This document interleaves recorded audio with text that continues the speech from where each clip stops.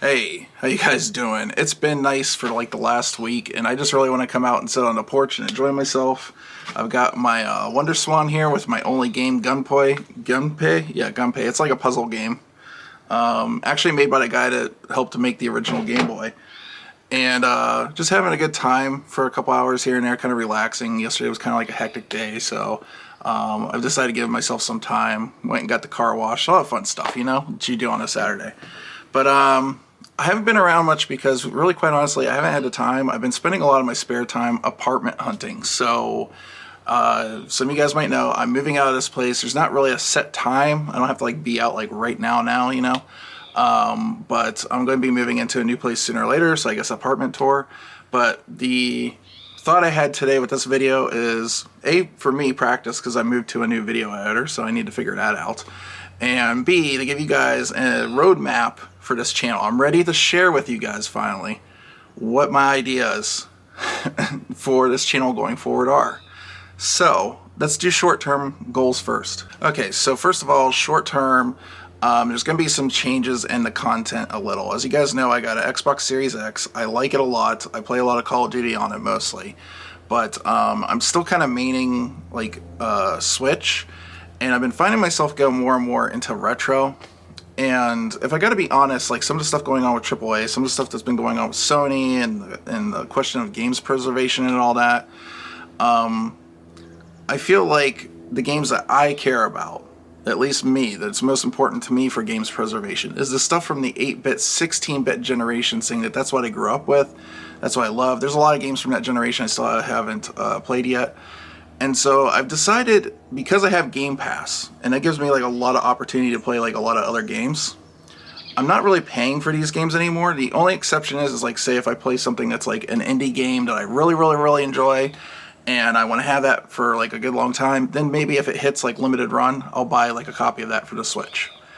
But I know a lot of people are like praising Microsoft for games preservation, but I really feel like the reason they're doing it is to pad out their service, so to have those 100 games and whatever. If you actually go into the store and try to look for like specifically like Xbox 360 games, or just have it filter as Xbox original games, I haven't been able to find a way to do that. It seems like it's kind of a pain in the ass, and that to me kind of signals that if they had like more like indies and modern AAAs to pad that out instead of like older games, probably games preservation wouldn't be as a big deal to them. I could be wrong, but also there's just a ton of gaming channels out there, and we're all doing different kind of content, and I feel like I don't necessarily need to always like talk about what's going on in the AAA realm. I feel like there's plenty of that out there. So I'm going to kind of go about it in some different routes. So first of all, this all has a point, me talking about games preservation.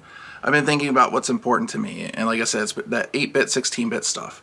And I built a RetroPie, and it's okay, but if I gotta be honest, having grown up with these games and played them over and over again, I noticed that like emulators like Nesticle or whatever, enemies in Ninja Gaiden don't spawn quite where they should. The game has like the movement just feels off a little bit, and things like that. And so one of the things I decided to do is to go FPGA route. I don't want to have a CRT sitting around. I still want my flat panel. I have a nice OLED. The pixel refresh is like really stupid quick. But I want still like that sort of like original hardware experience, but not completely, So I decided to go with analog consoles.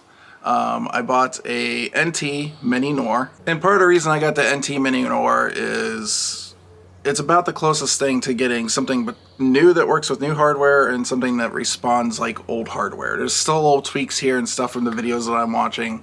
But then when I did that, my buddy Kagato was like, hey, I could see you're kind of getting into this stuff. I was getting rid of some analog stuff myself. Do you want to buy any of these? And so I bought a Super NT off of him, which is the Super Nintendo version. And it actually got here first. I've been messing with it just this morning, basically.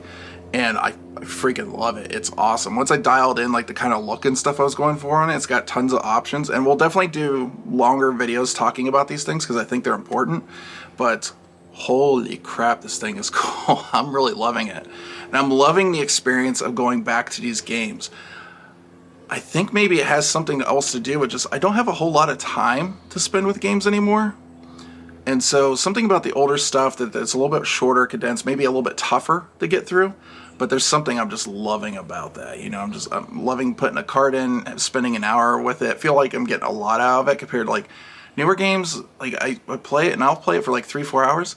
And I quite honestly just don't feel like I'm getting the same amount out of it. I don't know how to explain it any other ways than that. If you guys have a better way of explaining it, maybe you're feeling similar than I am, but I don't know. But yeah, that's the best I can do.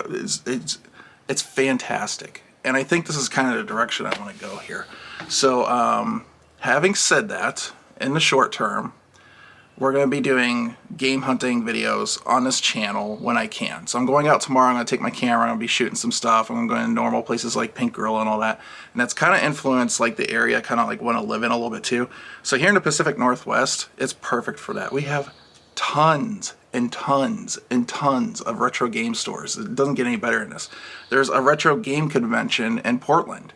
Then you also got like big game conventions like PAX and stuff that we can cover on here, and I'm looking forward to that too. But also in the like far future, farther goals, well, let's talk about another goal I have. I've been out of shape. I've been out of shape for a long time. I've been trying to get into better shape. And so I'm going to be starting a series, and it's not going to be like weekly or anything like that. It'll go up when it goes up. And I'm thinking like maybe every month, every 2 months. But it's called Fit Gamer, and it's me going out on all these hiking trails. I'm in the Pacific Northwest, and we have some awesome, awesome places to check out, and I want to share it with you guys. I've been kind of waiting to get some equipment to be able to pull that off in a way that I want, and it's finally here. And yeah, I'm very, very excited about it, and I hope it turns out well. And I want to share some of these places with you. Also, there was kind of like a weird thing about shooting in national parks. I was kind of waiting to see how that all turned out. So yeah, that'll also be coming, and that'll be coming in like the next month or two. You'll start seeing it because it's summertime. I'm going to start hiking a little bit more. Another one is long term. Okay. I eventually want to go to like PAX Boston and take some vacation time, go to PAX Boston, go on a drive. When I go to these events, I don't want to just go and say, here, I'm in PAX Boston. This is what it's like. I feel like everybody else has done that. I want it to be sort of like a travel channel experience. So you're in the car with me the entire time I'm going, okay? Well, it'll be cuts and stuff. It'll be a YouTube video, but, I'll be looking up, like, cool places to stop and eat, cool spots for, like, looking at nature or something, like some cool, like, little roadside thing and stuff like that. And so it'll be kind of like the first video of that will be, like, the whole experience building up to that, if you understand what I'm talking about.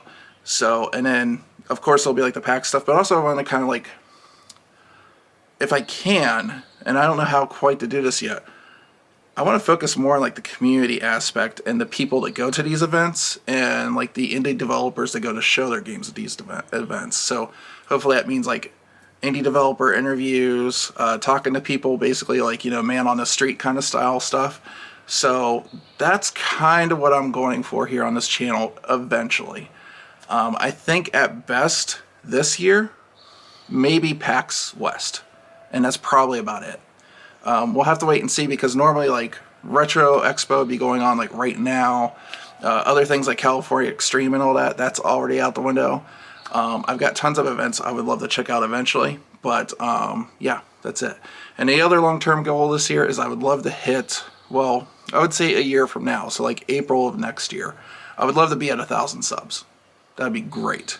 That would get me off in a good direction and tell me that I'm doing the right thing or not. But your guys' feedback is appreciated.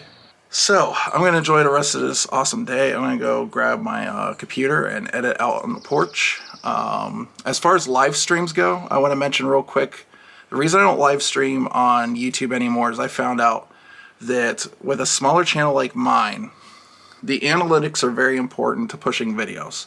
And one of those analytics is watch time, okay? And the problem with watch time is watch time is also affected when you make a stream. So say if I do this video, which is like 10 minutes long or whatever, and you guys come in, and a lot of people drop off at like halfway. That's fine. But you watch it like 5 minutes, right? And then take off. It's still fairly good. It's still fairly average to watch like half the video in Jet. But if I do like a 4-hour stream and you come in for 10, that makes my analytics look really bad, and then YouTube counts that across the whole channel. and then they don't push my videos as much. So that's the reason I'm not streaming on YouTube now, and I've kind of gone back to Twitch. As far as Twitch streaming goes, we're just going back to when I can do it. It just turns out I'm too busy to stay to a schedule. And it sucks, but it is what it is. I'll try my best to let you guys know I'm live. If you're subscribed to the channel, I'll notify you through email. It's the best I can do for right now with everything that's going on. As far as the streams go, I'm going to say we're going to do mostly Switch stuff, and really honestly probably mostly retro stuff. That's it. If you like the video, thumbs up, thumbs down. I was supposed to say at the beginning that was another change. Off to a great start. All right, later guys.